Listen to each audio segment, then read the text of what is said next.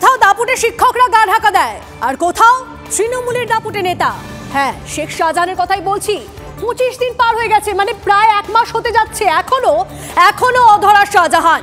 ইডির উপর হামলার 72 ঘন্টা আগে ভাইরাল ভিডিও প্রকাশ্যে। ইডি নিয়ে শাহজাহানের বিরুদ্ধে প্ররোচনার অভিযোগে সরব হয়েছে বিরোধীরা। তৃণমূলের প্রতিষ্ঠা দিবসের মঞ্চ থেকে এজেন্সির বিরুদ্ধে হুঙ্কার দিয়েছিলেন শেখ শাহজাহান। ইডি সিবিআই কেশাগ্র স্পর্শ করতে পারবে না, বেশি লম্পঝম্প করলে দাঁত ভেঙে দেওয়া হবে, বদলার রাজনীতি শুরু হবে। সরবেরিয়ার মঞ্চে শাহজাহানের এই বক্তব্যেই ছিল হামলার ইন্ধন দাবি বিরোধীদের। তারই জেরে ইডি অফিসাররা রক্তাক্ত হন বলে অভিযোগ। ভাইরাল এই ভিডিওকে কি এবার হাতিয়ার করতে চলেছে ইডি? আপনাদেরকে বরং সেই ভাইরাল ভিডিওটা দেখাই একবার। আমরা এবার বদলার রাজনীতি করব। আমরা কাউকে এই বিজেপির দালালদেরকে একটাও ছাড়বো না। জেনে রেখে দাও, তোমার এই কাঁচির পুরো মোষ এসে তোমাদেরকে বাঁচাতে পারবে না, পারবে না, পারবে না। কাঁচির বুনো মোষ শুনে রেখে দে, শেখ শাহজাহান যদি কিছু করে থাকে সমাজের জন্য করেছে, মানুষের জন্য করেছে। তোর কোনো প্রতিহার আছে? আমাদের পুঁজি হলো মানুষের আশীর্বাদ, আর ওর পুঁজি হলো কি CBI R E D. CBI ED বাদে সাধারণের কথা বিজেপির দালালে কান খুলে শুনে নেয়। ওই দালাল মির্জাপুর বেঈমান ওই কাদির সরেদের কথা শুনে যদি লাফালাফি করো তাহলে আমাদের কিন্তু এবার দাঁত ভাঙা কিন্তু শুরু করতে হবে। দাঁত কিন্তু আর একটা থাকবে না, আমরাও দাঁত ভাঙা শুরু করবো। যেমন খালি দাঁতে জন্মেছ, ঠিক সাথে দাঁত না গালে থাকে সেই ব্যবস্থা আমরা করে দেবো। লাফায়ও না বেশি। শেখ শাহজাহান হুঁশিয়ারি দিয়েছিলেন, সেই হুঁশিয়ারির যে ভিডিও সামনে এসেছে সেটা আপনাদেরকে দেখালাম। এরপর থেকেই বিরোধীরা মুখ খুলেছেন, কে কি বলছেন, সিপিএম কি বলছে, বিজেপি কি বলছে আপনাদেরকে শোনাবো। এবং এর পাশাপাশি রাজ্যপাল সিভি আনন্দ বোস তিনিই বা কি বলছেন, শুনুন ব্যাক টু ব্যাক।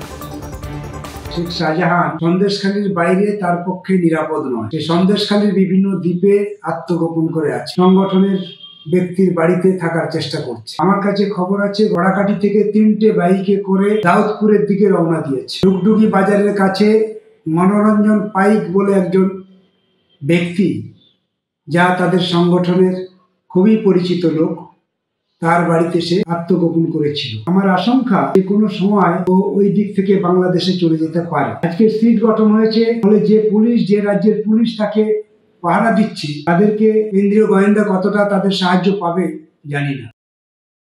যাকে শেখ শাহজাহানকে যাদের ধরে দেওয়ার কথা তারাই তাকে লুকিয়ে রেখেছে, তো সেই জন্য পশ্চিমবঙ্গ পুলিশ বা ইন্টেলিজেন্স তাকে ধরে দেবে এটা ভাবা কঠিন। আর ওই ইন্টেরিয়ার জায়গায় সুন্দরবনে, সমুদ্রের মধ্যে, বাংলাদেশ বর্ডারে ইডির মতো সংস্থার পক্ষে গিয়ে কাজ করে তাকে ধরে নিয়ে আসা মুশকিল আছে রাজ্য সরকার সহযোগিতা না করলে। তারা করছে না, সেই জন্য ধরা যাচ্ছে না। The law is taking its course. The raid has been done. The culprit will be taken care of in the appropriate manner. Let us not be hasty. This is not a promise, it's a commitment. The guilty will certainly be brought to book. Please wait patiently. Let the law take its course.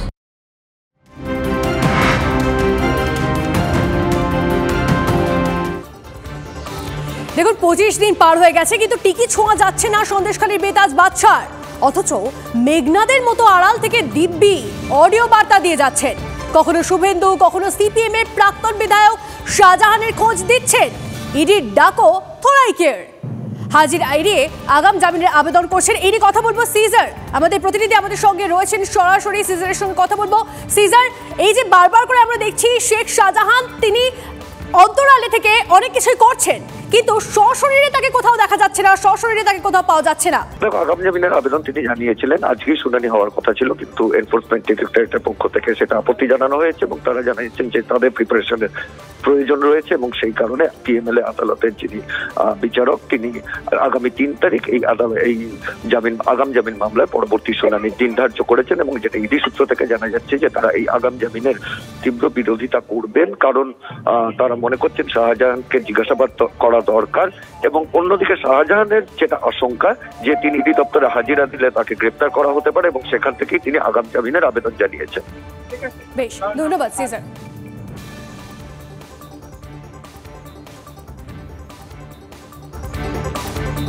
পরে খবর, বইমেলায় প্রতিবাদের মাসুল। বিধাননগর উত্তর থানায় এখনো আটকে Scottish church এবং যাদবপুর বিশ্ববিদ্যালয়ের 2 পড়ুয়া। এখনো আটকে স্কটিশ চার্চের অভিনব দাস ও যাদবপুরের শঙ্খদীপ দাস। অরিত্র আমাদের প্রতিনিধি আমাদের সঙ্গে রয়েছেন। অরিত্র, এখন অব্দি ঠিক কি আপডেট পাওয়া যাচ্ছে এই বিষয়ে?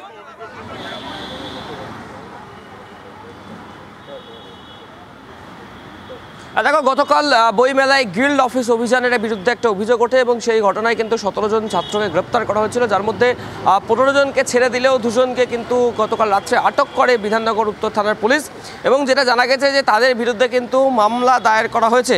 যেমনটা জানতে পারা যাচ্ছে যে ভারতীয় দণ্ডবিধির 186 অর্থাৎ কোনো সরকারি কর্মচারীকে কাজে বাধা, 353 সরকারি কর্মচারীকে তার দায়িত্ব পালন থেকে বিরত রাখার জন্য অপরাধমূলক ষড়যন্ত্র এবং 506 অপরাধমূলক ভয়, এই 3টি ধারায় মূলত মামলা রুজু করা হয়েছে। এবং যেটা এই মুহূর্তে জানা যাচ্ছে যে তাদেরকে আদালতে পেশ করা হবে এবং সেখান থেকে পুলিশের তরফ থেকে পুলিশ কাস্টাডি অর্থাৎ নিজেদের হেফাজতে চেয়ে আবেদন জানাবে বিধাননগর উত্তর থানার পুলিশ।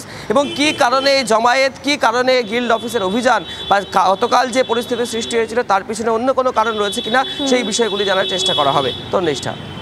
বেশ, ধন্যবাদ অরিত্র। অন্যদিকে বিক্ষোভকারী যে ছাত্র তারা কি বলছেন শোনাবো আপনাদের। কোনো প্ররোচনা ছাড়াই, মানে আমাদের দিকে অন্তত কোনো প্ররোচনা ছিল না, তো এরকম একটা অবস্থা। এবং তখন আমাদের বন্ধুদের মারতে থাকে, এই যে রঞ্জনদা এখানে দাঁড়িয়েছে, রঞ্জনদাকে ঘিরে ধরে ওরা মারছিল। আমাদের অনেক বন্ধুদেরই মারে এবং প্রতিবাদ করলে আমাদের অনেককেই ওরা গলা টিপে ধরে, ঠেলে ফেলে দেয় ইত্যাদি করে, এবং তারপরে আমাদের 14 জনকে ওরা অ্যারেস্ট করে।